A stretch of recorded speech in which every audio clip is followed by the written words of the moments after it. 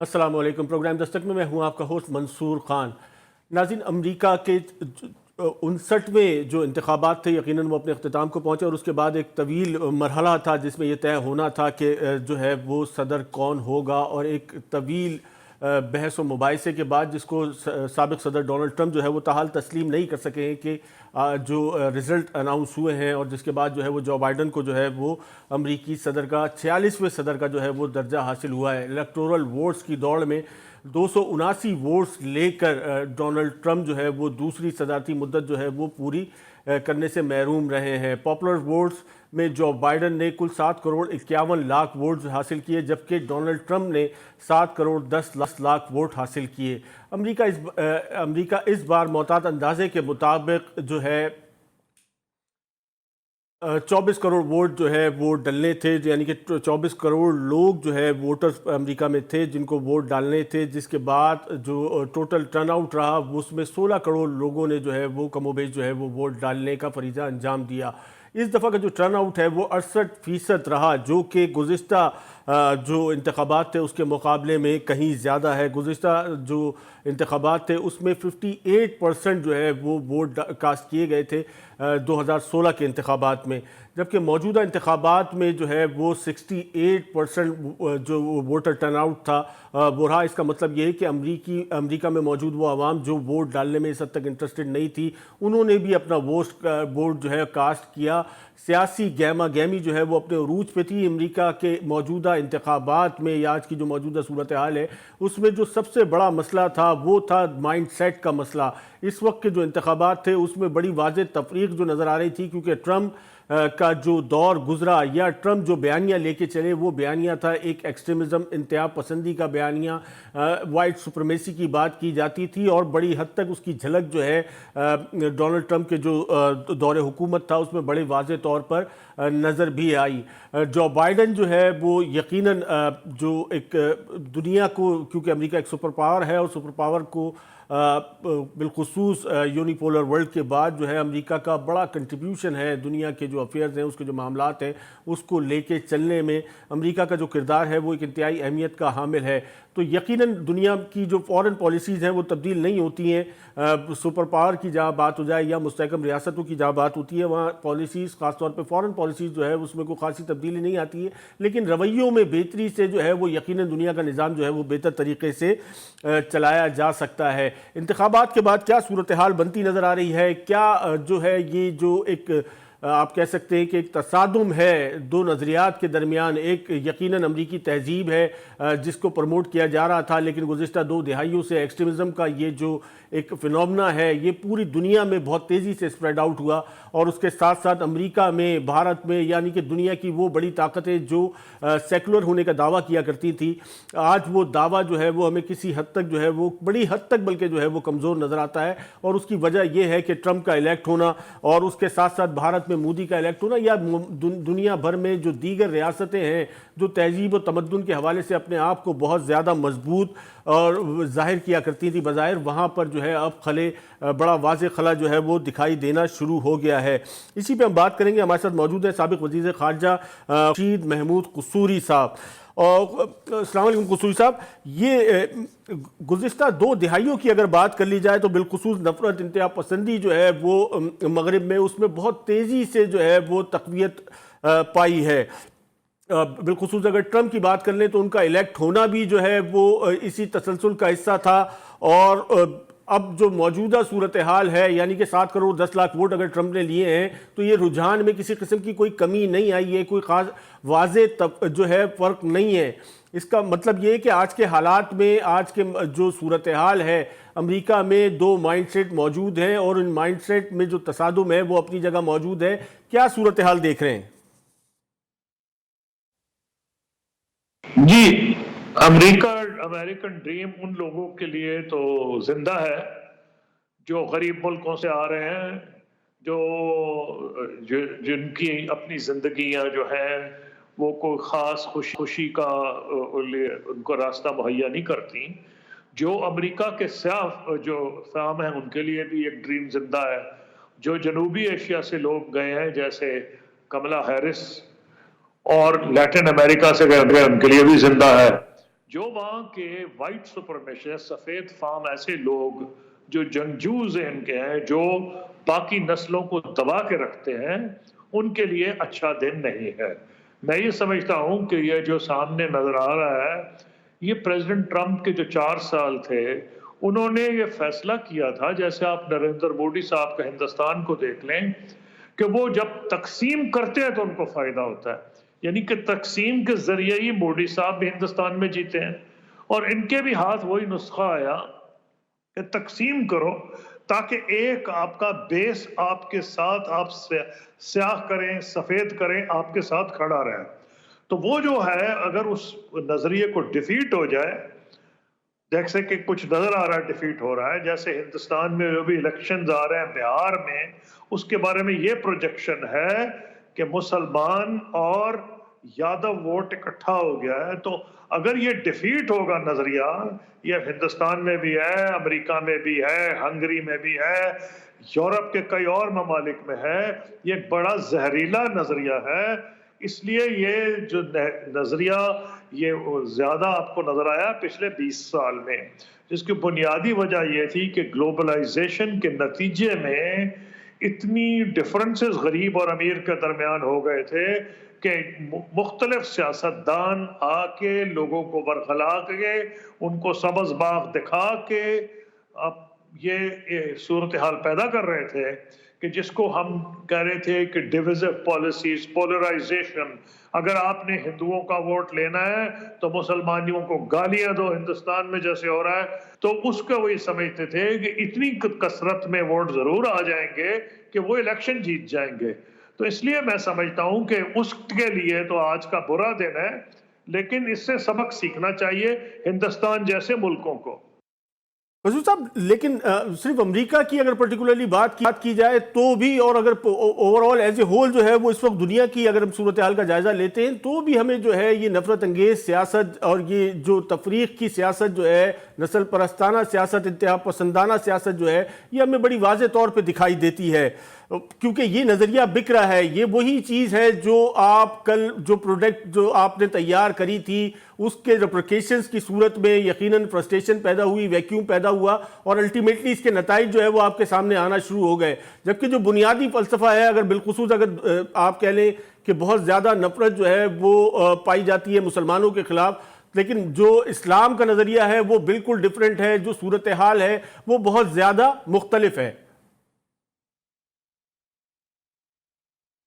کوئی فرق ضرورت بالکل ضرورت ہے, اس میں تو کوئی شک ہی نہیں ہے کہ وہ ضرورت ہے. یہ جو ڈفرنسز ہیں, جو تضادات ہیں, لیکن امریکہ کے معاشرے میں اور یہاں ایک فرق ہے. یہاں بنیادی جو پیغام آتا ہے باہری اکثریت کے لیے, وہ چاہے مسلمان نہ بھی ہوں لیکن وہ غیر مسلموں کو بھی اپلائی کرتا ہے, وہ یہ کہ اسلام کا جو پیغام ہے مساوات کا, وہ ایک بہت اہم ہے, رواداری کا بہت اہم ہے. ہمارے ہاں آپ نے دیکھا کہ حالانکہ بھارت میں سیکولر نظام کے وہ دعوے کر رہے تھے, لیکن جو اقلیتوں کے ساتھ ان کا سلوک اچھا نہیں تھا. ہمارے پہ پروپیگنڈا تو بہت ہوا اور ہمیں اپنے کو بہتر کرنے کی بہت ضرورت ہے, اس میں کوئی شک نہیں. لیکن یہاں اس قسم کا رویہ جو اقلیت ہیں ان کی طرف نہیں روا رکھا گیا. بالکل ہمیں سبق سیکھنے کی ضرورت ہے, ساری دنیا کو سبق سیکھنے کی ضرورت ہے, لیکن اس قسم کی مشکلات جیسے آپ نے خود سوال میں مجھ سے پوچھا کہ جو وہاں کے یہ جو وائٹ سپرمیشسٹ ہیں, سفید فام, جنگجو, بلکہ میں تو کہتا ہوں ان میں سے کئی دہشت گردی کرتے ہیں جن کے پاس ہتھیار ہیں, جو دوسرے ملکوں سے لوگ آئے ہیں, خاص طور پر جو مسلمانوں کے خلاف ظلم کرنا چاہتے ہیں. تو میں سمجھتا ہوں وہ ایک ڈیفرنٹ کیفیت ہے. یعنی وہ امریکن ڈریم جس کی بنیاد پر یورپ کے پسے ہوئے لوگ امریکہ میں آئے تھے, اس ڈریم کو وہ جھٹلا رہے ہیں یہ لوگ جو پہلے امریکہ میں آ گئے ہیں. تو پاکستان کو سبق ضرور سیکھنا چاہیے, ہندوستان کو سیکھنا چاہیے, اور نوعیت کا ساری دنیا کو سیکھنا چاہیے کہ اس قسم کی اگر آپ نسل پرستی پہ، ڈویزو پالیٹکس، پولرائزیشن کی پالیٹکس کریں گے تو کچھ دیر جو سیاستدان ہیں ان کو تو فائدہ ہو جائے گا، لیکن ملک کو نقصان ہوگا، جیسے امریکہ کو بھی نقصان ہوا ہے، ان کی معیشت کو بھی ہوا ہے۔ اب دیکھیں کرونا وائرس، امریکہ جیسا ملک ایسے لگ رہا ہے جیسے کہ بالکل تیسری دنیا کا ملک ہے۔ کیوں کہ اتنی تفریق ہے کہ اگر بائیڈن کہتے ہیں کہ آپ ماسک پہنے تو ٹرمپ کہتے تھے کوئی ضرورت نہیں ہے۔ تو آپ اس سے سبق تو ضرور سیکھیں کہ قومیں جب اتنی ڈیوائیڈ ہو جائیں تو اس کو قیمت ادا کرنی پڑتی ہے انہیں۔ بالکل قصوری صاحب، جو آج کی موجودہ جو صورتحال ہے، بالخصوص جو انتہا پسندانہ سوچ اس وقت امریکہ میں پائی جاتی ہے، اس تمام تر صورتحال میں آپ کیا سمجھتے ہیں بائیڈن کے لیے بالخصوص جو ہے وہ کتنا مشکل ہوگا کہ امریکی معاشرے کا وہ جو غیر متنازع ایک پوسچر ہے، جس تہذیب کا وہ دعویٰ کرتے ہیں یا جس سپرمیسی کی وہ بات کرتے ہیں، اس کو مینٹین کرنے کے لیے کس حد تک جو ہے وہ ان کو دشواریوں کا سامنا ہوگا؟ دیکھیے بات یہ ہے کہ ٹرمپ صاحب اس حد تک تو کامیاب ہوئے ہیں کہ انہوں نے جو زہر پھیلایا معاشرے میں پچھلے 4 سال، جب وہ آئے تھے جو تفریق تھی، نہ صرف انہوں نے تفریق کو کم نہیں کیا بلکہ تفریق کو بڑھایا ہے۔ اب یہ پریزیڈنٹ بائیڈن کا امتحان ہے اور ڈیموکریٹک پارٹی کا امتحان ہے، اور پریزیڈنٹ الیکٹ بائیڈن نے اسی لیے یہ کہا ہے کہ وہ امریکیوں کو اکٹھا کرنے کی کوشش کریں گے۔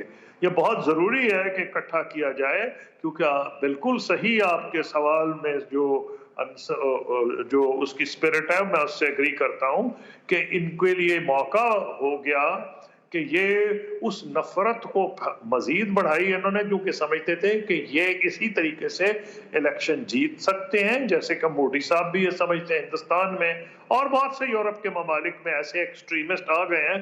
تو میں سمجھتا ہوں کہ دنیا کے مفاد میں ہے کہ اس قسم کی پالیسیز فیل ہوں۔ بہت شکریہ قصوری صاحب۔ اس وقت کی جو یقیناً دنیا کی حال ہے اس میں جتنی تیزی سے یہ ایکسٹریمزم کا پہلو جو ہے وہ بیچا جا رہا ہے، یقیناً اس کے خریدار موجود ہیں، کیونکہ دنیا کا جو انوائرمنٹ تھا وہ مختلف حصوں میں وائلنس کے بعد، بالخصوص اسلام پہ جو اسلاموفوبیا کا جو سلسلہ شروع ہوا، اس کے بعد جو لیبل لگتا رہا اور یہ سارا سلسلہ چلتا رہا، تو جو ویکیوم پیدا ہوا اس سے یقیناً انتہا پسندانہ سوچ جو ہے وہ تقویت پکڑتی رہی۔ ایک مختصر سا بریک لیتے ہیں، بریک کے بعد دوبارہ حاضر ہوتے ہیں اور گفتگو کے سلسلے کو یہیں سے آگے بڑھائیں گے۔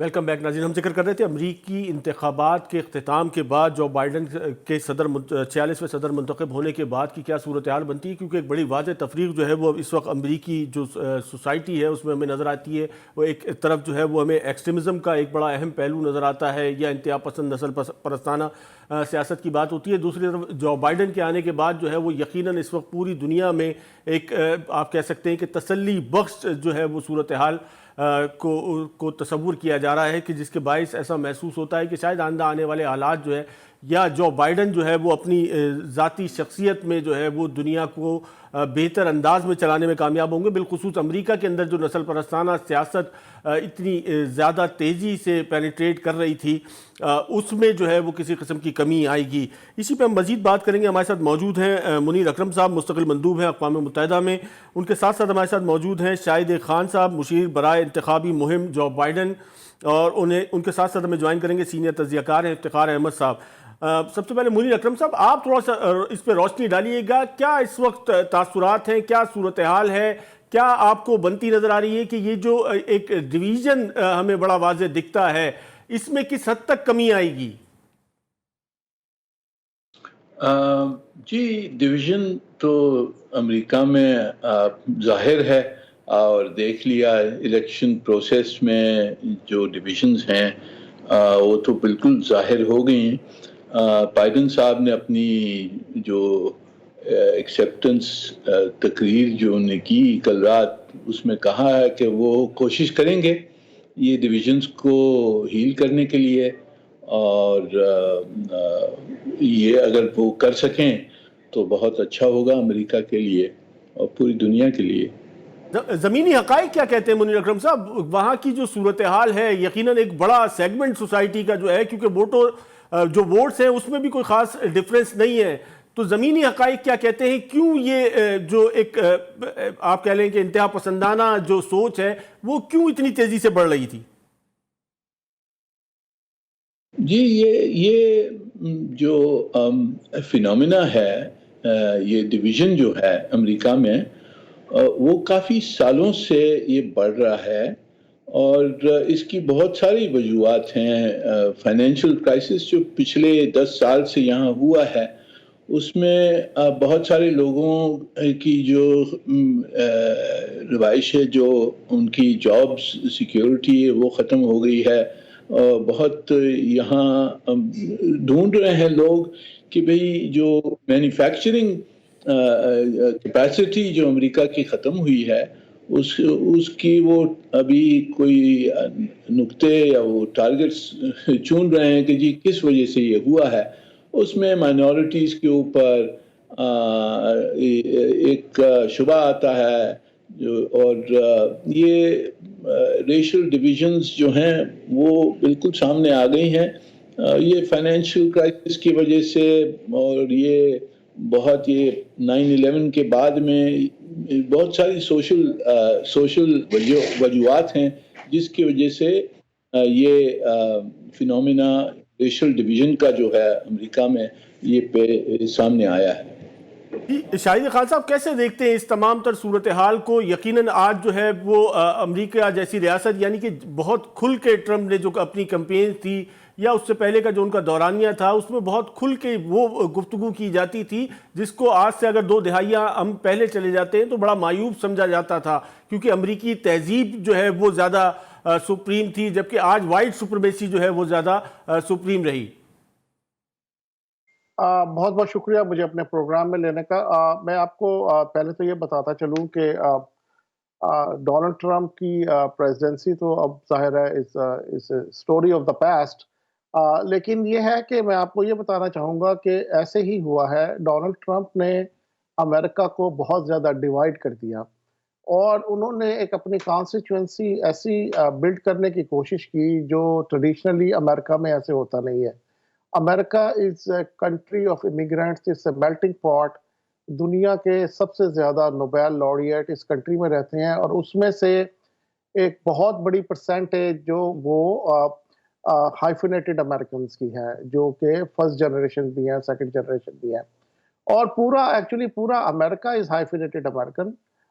جیسے ہمارے جیسے جو لوگ ہیں وہ پاکستانی امریکنز ہیں، they are Greek American, they are British American, they are all kind of American. تو this is the way society is built up, اور اس میں ٹالرنس بہت زیادہ ہے۔ یہاں پہ آئسولیٹڈ جو ریزیڈنسز اینڈ جو اس سے ملی جلی جو پیرالل سوسائٹیز جیسے اب یورپ میں دیکھتے ہیں ڈیولپ ہو گئی ہیں امیگرینٹس کی، ایسے امریکہ میں نہیں ہے۔ تو اس کنٹری نے ہمیشہ امیگرینٹس کو ویلکم کیا ہے، اکمپلش لوگوں کو ویلکم کیا ہے۔ امریکن ڈریم جو لوگ دیکھتے ہیں اس کا وہ یہاں پر پورا ہوتا ہے۔ تو وہ ٹرمپ صاحب نے جب اتنی زیادہ ڈیمیج کیا سوسائٹی کو، تو اس کا اوبویس ریاکشن تھا کہ 4 سال کے بعد، جو کہ عام طور پہ ایسے ہوتا نہیں ہے، فرسٹ ٹرم کے بعد وہ الیکشن ہار گئے۔ آپ نے ایک کامنٹ کیا کہ ووٹس جو ہے وہ قریباً برابر ہی ہیں۔ ایک تو پہلے یہ دیکھیے دونوں کے جو ووٹس میں وہ قریباً 5 ملین ووٹس کا فرق ہے پاپولر ووٹس میں، اور موسٹ لائکلی جو الیکٹرل ووٹس ہیں اس میں ہمارا کینڈیڈیٹ جو بائیڈن ول کراس 300۔ آپ ایک اور بات اس میں سمجھنے والی ہے کہ امریکن سسٹم میں جو most of the votes 80-85% of the votes are predetermined, وہ یا ریپبلکن پارٹی کے ہوتے ہیں یا ڈیموکریٹک پارٹی کے ہوتے ہیں۔ تو اس لیے آپ کو جب بھی امریکن الیکشن ہوتا ہے تو ایسے لگتا ہے کہ یہ بہت ہی کلوز ریس تھی۔ وہ کلوز ریس اس لیے ہوتی ہے کہ تمام جو ریپبلکنز ہیں وہ ریپبلکنز کو ووٹ دیتے ہیں، اور تمام ڈیموکریٹس کو ووٹ دیتے ہیں، مائنس دی سوئنگ اسٹیٹس۔ تو سوئنگ اسٹیٹس کی گیم ہوتی ہے جس میں کوئی 15 سے 20% ووٹرز ہیں۔ اب اس میں پھر آپ یہ دیکھتے ہیں کہ ہر مرتبہ سوئنگ اسٹیٹس کا نمبر کو تھوڑا سا چینج ہو جاتا ہے، کبھی 12 ہو جاتا ہے، کبھی 13 ہو جاتا ہے، کبھی 14 ہو جاتا ہے. تو انہی ایریاز میں پھر اس کے اندر کاؤنٹیز، اس کے اندر ٹاؤنز، ان میں سب جگہ کام کرنا پڑتا ہے. وہاں پر پھر ڈفرنس آتا ہے جس سے الیکشن ہارا یا جیتا جاتا ہے. تو it's a very interesting country in its own way. اور ووٹ جو ہے وہ سب سے امپورٹنٹ رائٹ ہے یہاں کے سٹیزن کا. تو اس لیے لوگ ووٹ بھی زیادہ کاسٹ کرتے ہیں. اس مرتبہ ہسٹوریکلی سب سے زیادہ ووٹ کاسٹ ہوئے. ایک تو یہ تھا کہ لوگ جو دونوں سائڈ سے تھے وہ اپنا پوائنٹ آف ویو اور اپنی پسند کا کینڈیڈیٹ لانا چاہتے تھے. دوسری بات یہ تھی فیسیلیٹیشن کا پروسیس بھی ذرا ڈفرینٹ تھا.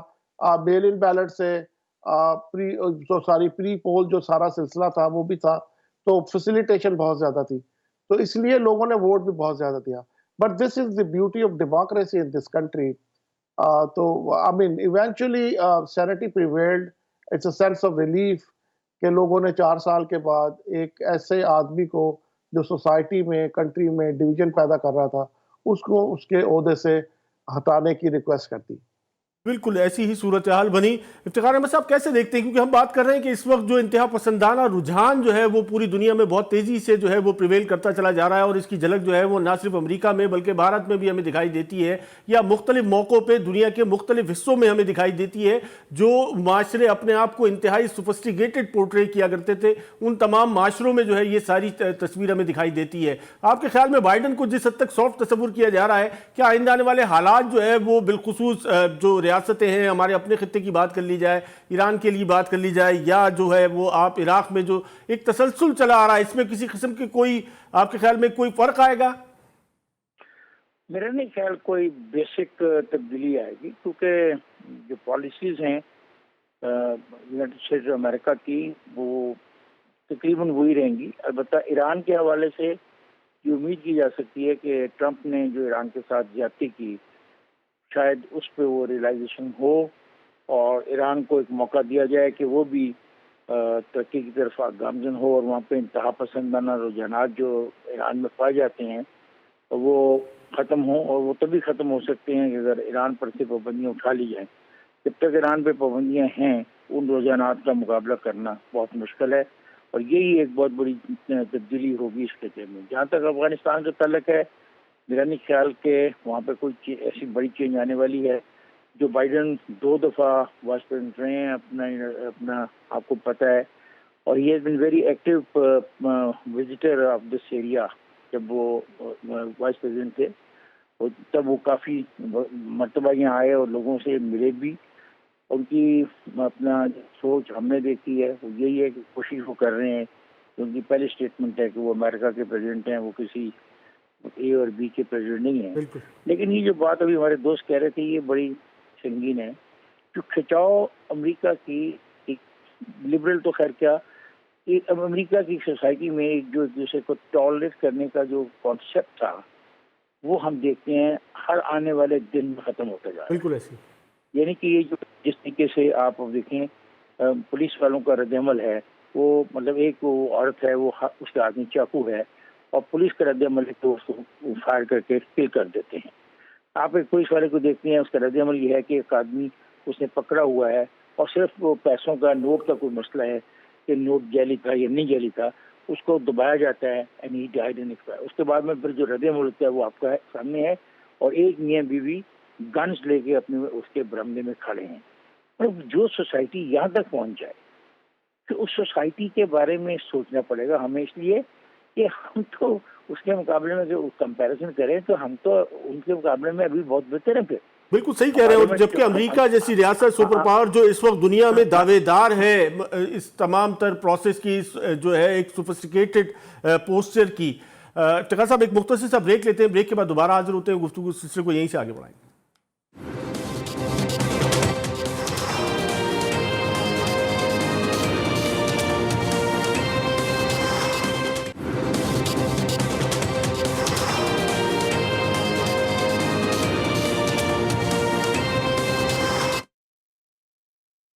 تھے امریکی انتخابات کے بعد پیدا ہونے والی صورتحال.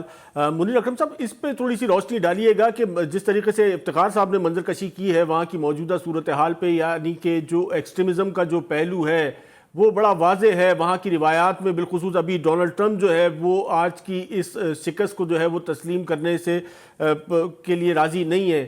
یہ مطلب کیا تفریق ہے، کیا فرق ہوا ہمارے معاشرے میں اور وہاں کے معاشرے میں؟ یعنی کہ صورتحال میں کوئی خاص تبدیلی نہیں ہے. جی دیکھیں، یہ امریکہ میں یہاں obviously کافی ٹربیولنٹ الیکشن رہا ہے، اور یہ جو مشکلات ہیں یہ جاری رہیں گے کچھ مہینے اس الیکشن کے بعد میں. پر جہاں تک کہ پاکستان کا جو انٹرسٹ ہے، ہم نے تو دیکھنا، ہم نے اس حکومت کے ساتھ ہم نے کام کرنا ہوگا، اور ہم کوشش کریں گے کہ پاکستان کے تعلقات امریکہ سے بہتر ہوں. ہمارا انٹرسٹ تو یہی ہے. اب یہاں ان کے جو اندرونی مسئلے ہیں اس پہ میں زیادہ کچھ کہنا نہیں چاہتا ہوں. نہ ہمارے انٹرسٹ میں ہے کہ ہم دخل اندازی کریں ان کی انٹرنل سچویشن میں. اکرم ہم نے صاحب، دیکھنا ہے پاکستانی جو تعلقات ہیں یقیناً، لیکن اس میں ایک جو بڑی واضح کنفرنٹیشن نظر آتی ہے بالخصوص سی پیک کے بعد، اور یہ جو اکنامیکل وار ہے امریکہ اور چائنا کے مابین، اس میں پاکستان کہاں کھڑا ہوگا؟ جو بائیڈن کے آنے سے آپ کے خیال میں کوئی خاص تبدیلی جو ہے وہ رونما ہو سکتی ہے؟ یہ دیکھیں، اگر بائیڈن صاحب کی جو اسٹریٹجک پالیسی ہے اس میں اگر امریکہ زیادہ بیلنسڈ پوزیشن اختیار کرتا ہے بٹوین انڈیا اینڈ پاکستان، تو تعلقات ہمارے بہتر ہو سکتے ہیں. یہ ابھی تک دیکھنے کی بات ہے. جو ٹرمپ صاحب نے جو strategic frame work south Asia کے لیے دیا تھا وہ تو بہت ایک طرفہ تھا. وہ ایک انڈین ڈومینیشن ریجن کی وہ انویسیج کر رہے تھے. اگر بائیڈن ایڈمنسٹریشن کی پالیسی زیادہ بیلنس ہوگی، یعنی کہ بہتر تعلقات وہ ہندوستان سے بے شک کریں، پر پاکستان سے بھی وہ ایک ایکوٹیبل ٹریٹمنٹ ہماری کر سکیں، تو تعلقات بہتر ہو سکتے ہیں. پر یہ دیکھنے کی بات ہے آگے کہ کس طرح سے ان کی پالیسی ایوالو کرتی ہے. ساؤتھ ایشین جو ہمارے خطہ ہے اس پہ ان کی پالیسی کس طرح سے ایوالو کرتی ہے، یہ ہم نے دیکھنا ہے اور جانچ کرنا ہے. جی شاہد احمد خان صاحب، کیا کہیں گے؟ بڑا خوبصورت نقطہ ہے کہ خاص طور پہ جو ٹرمپ کی پالیسی رہی اس میں جس طریقے سے بھارت کو پیمپر کیا گیا اور جس طریقے سے بھارت کا ایگریشن جو ہے وہ ہم نے دیکھا. آج جو ہے وہ جو بائیڈن کے بعد کیا صورتحال بنتی نظر آ رہی ہے؟ خطے میں توازن کس حد تک جو ہے وہ آپ کے خیال میں بائیڈن جو ہے وہ قائم کرنے میں کامیاب ہوں گے؟ بہت اچھا سوال ہے. پہلے تو میں آپ کو یہ بتاؤں، میں امبیسڈر منیر اکرم صاحب کے آواز نہیں سن پا رہا، لیکن میں آپ کو اپنا اوپینین اس پر دے دیتا ہوں. یہ ہے کہ ہمیں پاکستان کو جو اپنی فورن پالیسی کا لینس تھوڑا سا چینج کرنا چاہیے. میرا خیال ہے ہر معاملے کو انڈیا کے ساتھ جوڑنا کوئی مناسب نہیں ہے. نمبر ایک، India is a different country. 1.34 billion لوگ وہاں رہتے ہیں. ایک مڈل کلاس ہے، سائنٹسٹ پیدا کرتے ہیں، IIT ہے، ان کے لوگ دنیا میں اور امریکہ میں بڑی بڑی پوزیشنز پر ہیں. گوگل، مائکروسافٹ جیسی کمپنیز کے CEO ہیں. تو ہمیں ان سے مقابلے کے لیے میرا نہیں خیال ہے کہ مناسب بھی ہے. یہ دوسری بات یہ ہے، پاکستان کی اپنی امپورٹنس بہت زیادہ ہے. پاکستان نیبرہڈ میں ہے چائنا کے، پاکستان نیبرہڈ میں ہے ایران کے، پاکستان نیبرہڈ میں ہے افغانستان میں کے، پاکستان کلوز پراکسیمیٹی پر ہے سینٹرل ایشیا سے، مڈل ایسٹ سے. تو پاکستان کی ایک اپنی گیم ہے. 220 ملین لوگ یہاں رہتے ہیں، وہ انگلش سپیکنگ کنٹری ہے، اور only country in South East Asia جس کے ساتھ امریکہ کی اسٹریٹجک ریلیشن شپ بن سکتی ہے. ہماری اسٹرینتھ یہ ہے. ہماری اسٹرینتھ کو، پاکستان کی اسٹرینتھ کو ریئلائز کرنا چاہیے. امریکہ کے لیے افغانستان ایک بہت بڑا ایشو ہے. امریکہ کے لیے ایران ایک بہت بڑا ایشو ہے. امریکہ کے لیے اور بھی بہت سارے ایشوز ہیں جو پاکستان اس کی ہیلپ کر سکتا ہے ریزالو کرنے میں. تو ہمیں اپنا پیکیج، پاکستان کو اپنا پیکیج تھوڑا بہتر کرنا پڑے گا. I think there is some more thinking required on Pakistan side. جہاں تک بائیڈن کا تعلق ہے تو بائیڈن کا بہت ریلیشن شپ رہا اسپیشلی پاکستان سے. ہمارے سے بھی اس کی کوئی دوستی 20 سال پرانی ہے. ان کے پرسنل تعلقات پاکستانی پولیٹیشین سے رہے. بے نظیر صاحبہ سے رہے، آصف زرداری صاحب سے رہے، نواز شریف صاحب سے رہے، اور اس کے بعد جو ملٹری لیڈرشپ ہے ان کے ساتھ رہے، پرسنل تعلقات. بالکل اب لیکن یہ ہے کہ ڈیموکریٹس کے بارے میں ایک بات، اور خاص طور پہ جو بائیڈن کے بارے میں سمجھنے والی یہ ہے کہ یہ ڈیموکریسیز کو سپورٹ کرتے ہیں. یہ مشرف کے دور میں انہوں نے ان کو سپورٹ نہیں کیا، اور اس کے بعد جو ہوا وہ آپ نے دیکھا، الیکشن ہوا اور جو بائیڈن اور جان کیری پرسنلی پاکستان آئے اور بالکل بالکل الیکشن بالکل کو بالکل مانیٹر بالکل کیا. افتخار احمد صاحب، آپ کے خیال میں اس کو رول آؤٹ کیا جا سکتا ہے کہ جس طریقے سے جو ٹائز بنی ہوئی نظر آ رہی تھی بڑی واضح تھی، اور اس کے بعد بھارتی ایگریشن کا ہم نے ایک موڈ دیکھا جو بڑی تواتر سے جو ہے کبھی پاکستان پہ، کبھی چائنا پہ، کبھی لداخ میں، مطلب ایک بڑا واضح جو ایگریشن تھا بھارت کا، وہ کیا آپ کے خیال میں اس کو کوئی ڈینٹ لگے گا اس انتخابات کے بعد؟ پہلی بات تو ہے کہ بھارت اور چائنا نے اپنے اگریشن کے بارے میں اب تک میرے خیال 8 یا 9 میٹنگز کر لی ہیں، اور وہ اپنے معاملات کو خود ریزالو کرنے کی بھرپور کوشش کر رہے ہیں. پچھلی میٹنگ میں پچھلے ہی ہفتے ہو گیا. جہاں تک بائیڈن کا تعلق ہے، اگر میں غلطی پر نہیں ہوں تو انہوں نے یہ کہا تھا کہ پاکستان کی جو مدد کا مسئلہ ہے وہ ہمیں فوج کے بجائے پاکستان کی اقتصادی مدد کرنی چاہیے. جب یہ 2008 اور 2011 میں انہوں نے وزٹ کیا پاکستان میں تو ان کا یہ خیال تھا. اور میرا یہ خیال ہے کہ وہ جب کیری بل، اگر آپ سب دوستوں کو یاد ہو تو اس میں کو رائٹر جو بائیڈن بھی ہیں، اس بل کے بارے میں پاکستان کے اندر جو پھر ہمارا رد عمل ہے، اور اس بل میں جو کچھ ہمارے انٹرنل معاملات کے بارے میں جیسے خیالات کا اظہار کیا گیا وہ بھی آپ کے سامنے ہیں. تو ہم یہ نہیں کہہ سکتے کہ جو بائیڈن کے علم میں وہ بل نہیں ہے یا جو بائیڈن اس بل کے اوپر سگنیٹری نہیں ہے. تو میں کوئی اتنی بڑی ہوپ نہیں لے کے رکھتا. یہ ہے ٹھیک ہے کہ جو ٹرمپ کا ایٹیٹیوڈ تھا بالکل عجیب سا ایٹیٹیوڈ تھا. اتنے بڑے ملک کے اتنے بڑے پریزیڈنٹ کا ایسا ایٹیٹیوڈ مناسب نہیں تھا، ساری دنیا کے لیے مناسب نہیں تھا.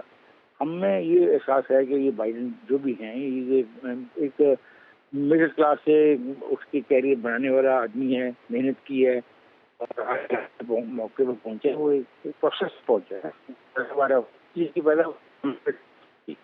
تو ایک تو مجھے یہ یقین ہے کہ ڈیموکریٹک پروسیس کو سپورٹ ملے گی پاکستان میں ان تمام لوگوں کو جو ڈیموکریسی کے ساتھ ہیں اور جو ڈیموکریٹک پروسیس کو سپورٹ کرتے ہیں. اور یہی میرے لیے خوشخبری ہو سکتی ہے، کیونکہ میرے ملک میں جو اس کے ڈیموکریسی کے لیے فائٹ چل رہی ہے وہ بڑی امپورٹنٹ ہے.